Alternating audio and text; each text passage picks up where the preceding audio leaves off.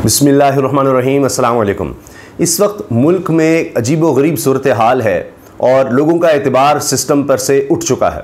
अदालती निज़ाम को आप देखें, अगर कोई शख्स लापता हो जाता है, किसी को उठा लिया जाता है तो अदालतें बेबस नज़र आती हैं। तारीख पर तारीख आपको नज़र आएगी। इमरान रियाज खान का केस सबके सामने है। पाकिस्तान का सबसे मशहूर, मकबूल, सबसे ज़्यादा चाहा जाने वाला, सुना जाने वाला सहाफ़ी, उसके हवाले से आप देख लीजिए। और इस तरह की कई और मिसालें हैं। तो जब सबसे मशहूर, मकबूल, सबसे चाहा जाने वाला, सुना जाने वाला सहाफ़ी वो इस तरह से लापता हो सकता है तो बाकी फिर क्या बचता है। 10-10 दफ़ा लोगों को रिहाई मिले अदालत से और 10-10 दफ़ा उनको गिरफ्तार कर लिया जाए, आता है अदालत से गिरफ्तार कर लें, अदालत से बाहर निकलते ही गिरफ्तार कर लें, कुछ ना देखा जा रहा हो, तो फिर जाहिर है कि फिर हैरानी होती है। फिर कहा जाता है जी ये तो बनाना रिपब्लिक है। बल्कि लोगों ने अभी कहना शुरू कर दिया कि जी इससे केला बुरा मना आ जाएगा, बनाना ना कहें, बनाना रिपब्लिक ना कहें, क्योंकि उसके भी कुछ फ़वाइद होते हैं। और लोग अब ये मीम्स बना रहे हैं सोशल मीडिया पर कि जी उससे भी बुरे हालात हैं। अब ताज़ा खबर आप देखिए जो सेनेट से आई है कि जनाब सेनेटर्स कह रहे हैं हमने तो दस्तखत ही नहीं किए रिक्विजिशन पर, कुछ फ़ोन करके कह रहे हैं जी हमारा नाम बीच में से निकाल दें। तो अब इस पर सब तबसरा कर रहे हैं। नहीं, मिस्टर भट्ट साहब ये खबर सामने लेकर आए, उन्होंने कहा जी जब हुक्म आ जाए तो फिर इसी तरह के मज़ाक़ा खेज़ मामलात नज़र आते हैं कि हर कोई कहता है जी मैंने तो दस्तखत ही नहीं किए, ताकि कोई बहस ही ना हो सके इस मुल्क में। जो हालात हैं उन पर कोई बात ही ना हो सके कि फ़र्ज़ कीजिए बिजली के बिल बहुत ज़्यादा हैं, महंगाई का तूफ़ान है, लोग बेरोज़गार हैं, यहाँ पर परेशानी है, लोगों से ज़िंदगी गुजारना मुश्किल हो चुका है।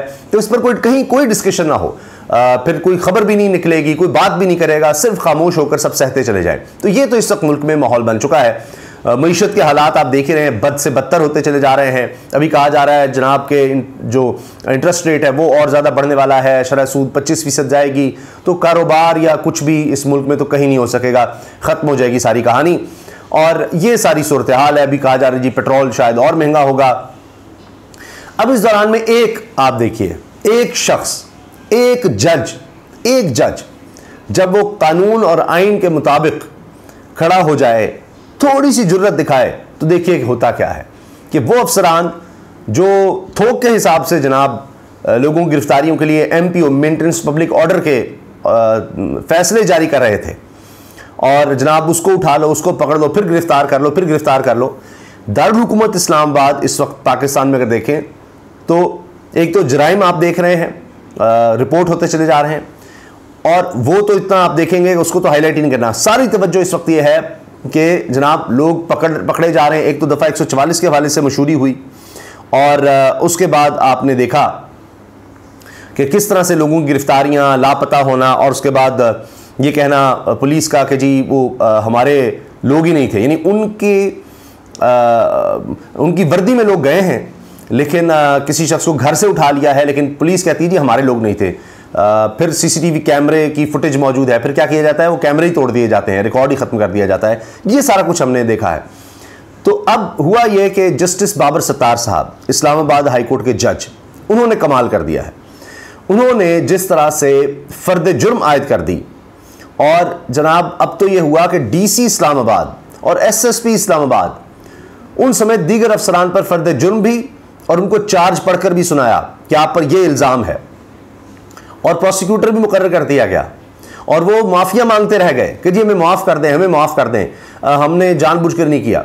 यानी और जज साहब क्या कह रहे हैं जब कहते हैं यानी हमने जानबूझकर नहीं किया, हैरान कुन बात है कि आप करते चले जा रहे, लोगों को उठाएं जनाब MPO के तहत गिरफ्तार, MPO के तहत मेंटेनेंस पब्लिक ऑर्डर, कि जिनसे ख़तरा था, इनसे ख़तरा था इसलिए हमने इनको जनाब पकड़ लिया। ये शानदाना गुलजार साहिबा और शहर रफीदी केस में कि जनाब पहले ही केस चल रहा है, तौहीन अदालत की कार्रवाई का चल रहा है, उस दौरान वो गिरफ्तार कर लेते हैं, उस दौरान जिसको मर्जी उठा लेते हैं। तो उन्होंने कहा नहीं जी अब आप जो है ना इसमें सज़ा होगी, जेल होगी, और मैक्सिमम इसमें 6 माह की सज़ा है जेल की। तो जब आप जेल जाएंगे, ये बाबर सत्तार साहब जज साहब कह रहे हैं इस्लामाबाद हाई कोर्ट के, कि जब आप जेल जाएंगे तो आपको एहसास होगा, जिस तरह से आप ये फैसले करते रहे कि जी फ़लाँ भी जेल, फ़लाँ भी जेल, फ़लाँ भी जेल, तो आपको एहसास होगा फिर जेल क्या है। ये जो बड़े अफसर फ़िरौन बने बैठे हैं, इनको भी ज़रा एहसास हो कि जो कह दिया गया बस वो कर दें, गैर आईनी, गैर कानूनी कुछ भी हो रहा है नहीं देखना, इंसान ही नहीं समझना किसी को।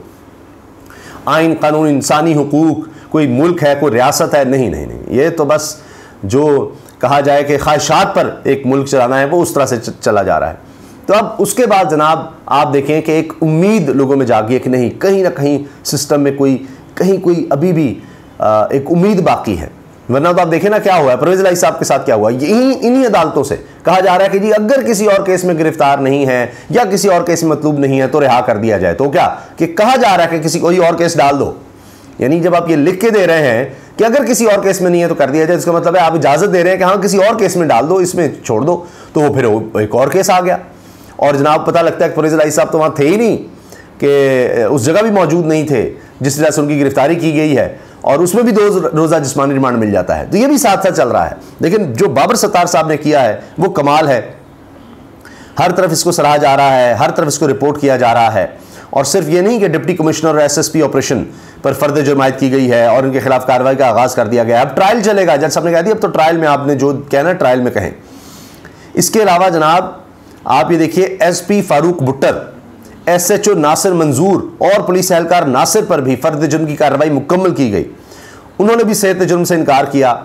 अदालत ने तौहीन अदालत केस में इस्लामाबाद बार एसोसिएशन के सदर कैसर इमाम को प्रोसिक्यूटर मुकर्रर कर दिया। अब ये इसलिए कि जो सरकारी वकील है वो भी प्रोसिक्यूटर होगा, लेकिन वो तो उनकी साइड ले, उसने अदालत को तो जो कि वो खुद कह रहा है कि माफ़ कर दें, तो वो किस तरह से इनको सज़ा दिलवाएगा। तो इसलिए एक इंडिपेंडेंट प्रोसिक्यूटर भी मुकर्रर कर दिया गया है जो कि इस्लामाबाद बार एसोसिएशन के सदर हैं कैसर इमाम साहब। तो कितनी बड़ी बात है। अब पूरी खबर मैं आपके सामने रख रहा हूं। इस्लामाबाद हाई कोर्ट ने MPO ऑर्डर के खिलाफ तौहीन अदालत केस में deputy commissioner Islamabad, SSP operations, SP और SHO पर फर्द जुर्म आयद कर दी। इस्लामाबाद हाई कोर्ट के जस्टिस बाबर सत्तार की अदालत ने शहरियार अफरीदी और शानदाना गुलजार के खिलाफ MPO ऑर्डर जारी करने के इख्तियारात से तजावुज़ पर तौहीन अदालत केस पर समाअत की। DC इस्लामाबाद इरफान नवाज मेमन और SSP ऑपरेशंस जमील जफर और दीगर के अलावा एडवोकेट जनरल इस्लामाबाद इयाज शौकत भी बतौर प्रोसिक्यूटर अदालत पेश हुए। समाअत शुरू होने पर DC इस्लामाबाद और SSP ऑपरेशंस की जानिब से वजाहती जवाब जमा कराया गया, जिस पर जस्टिस बाबर सत्तार ने कहा कि आज तो हमने चार्ज फ्रेम करने का दिन रखा हुआ है, वजाहती बयान बाद में दीजिएगा, आज तो आप पर चार्ज फ्रेम होगा। एडवोकेट जनरल इस्लामाबाद ने कहा कि गैर मशरूत माफ़ी मांगते हैं। अफसरान ने गैर मशरूत माफ़ी मांगी है। अभी एडवोकेट जनरल इस्लामाबाद ही कह रहे हैं कि जी उन्होंने गैर मशरूत माफ़ी मांग ली है, तो फ़र्द जुर्म आयद ना की जाए। जस्टिस बाबर सत्तार ने कहा कि कैसे फ़र्द जुर्म आयद ना करें, तौहीन अदालत का मामला यहाँ चल रहा है, आप फिर भी MPO ऑर्डर जारी कर रहे हैं। अदालत ने एडवोकेट जनरल की इस्तदा मुस्तरद करते हुए तमाम नामजद अफसरान से कहा कि इस केस में 6 माह कैद है, आप भी थोड़ा सा जेल में रह लीजिए ताकि आपको भी पता तो चले कि दूसरे कैसे जेल में रहते हैं। DC इस्लामाबाद ने कहा जानबूझकर MPO जारी नहीं करते, इसमें कुछ नहीं किया गया था। अदालत ने कहा कि जो कुछ भी है आप ट्रायल में साबित करें। अदालत ने DC इस्लामाबाद पर चार्ज पढ़ा और इस्तफसार किया कि क्या आपने इल्ज़ामात सुन लिए हैं, जिस पर डिप्टी कमिश्नर इस्लामाबाद ने सेहत जुर्म से इनकार किया कि जी मैं नहीं मानता, मैंने नहीं ये जुर्म किया। अदालत ने कहा खुली अदालत में आपके सामने चार्ज पढ़ा गया, जिसके बाद SSP ऑपरेशन जमील जफर के खिलाफ फर्द जुर्म की कार्रवाई के दौरान चार्ज पढ़ा गया। SSP ऑपरेशन जमील जफर ने भी सेहत जुर्म से इनकार किया। अदालत ने इस्तफसार किया कि क्या आप दिफा पेश करना चाहते हैं, जिस पर SSP ऑपरेशन ने कहा कि मुझे वक्त दिया जाए। इसके बाद जनाब बाकियों पे भी फर्द जुर्म आयद करके अब जनाब आगे अब ये केस चलेगा। तो अगर इसी तरह से मैं कहता हूं इसका चले कुछ हिस्सा ही, मैं नहीं कहता बाबर सत्तार की तरह ही कर लें बाकी जजेस भी, कुछ जजेस, चंद जजेस अगर इसी तरह से इसका कुछ हिस्सा ही फॉलो कर लें तो यकीन जाने इमरान रियाज समेत जिस तरह से लोग लापता हैं वो भी बाज़याब इंशाल्लाह हों। ये जो मजाक बना हुआ है गिरफ्तारियों का, जिस तरह औरतों को गिरफ्तार किया जा रहा है, जिस तरह से कुछ हुआ है, कभी कोई रिहा होता है उसको फिर गिरफ्तार कर लिया जाता है, ये जो मजाक इस मुल्क में हुआ है जिससे लोगों का एतबार पहले ही कम था हमारे अदालती निज़ाम पर, वो बिल्कुल ही ख़त्म होता चला जा रहा है। तो उसको बहाल करने में कुछ मदद ज़रूर मिलेगी, कुछ तो कर लिया जाए। तो बहरहाल बाबर सत्तार साहब ने कमाल किया है, हर कोई इसको सराह रहा है और इसमें जो भी पेशरफ्त होगी इंशाल्लाह उस बारे में भी आपको आगाह करेंगे। आप कमेंट सेक्शन में अपनी राय का इजहार कीजिए, आप बाबर सत्तार साहब के बारे में क्या कहेंगे और क्यों बाकी जजेस जो हैं वो इस तरह के फैसले नहीं देते, वरना कहते जी हम क्या करें, जजेस रोए हैं कि जी हम क्या करें, हम फैसला भी देंगे तो फिर भी आप गिरफ्तार कर लेंगे, आप जाकर प्रेस कॉन्फ्रेंस ही करते हैं। जजेस रोए हैं, इस्लामाबाद के जज जनाब रोने लग गए हैं। तो क्या जजेस का ये काम है या इस तरह के फैसले देना काम है? अल्लाह हाफिज़।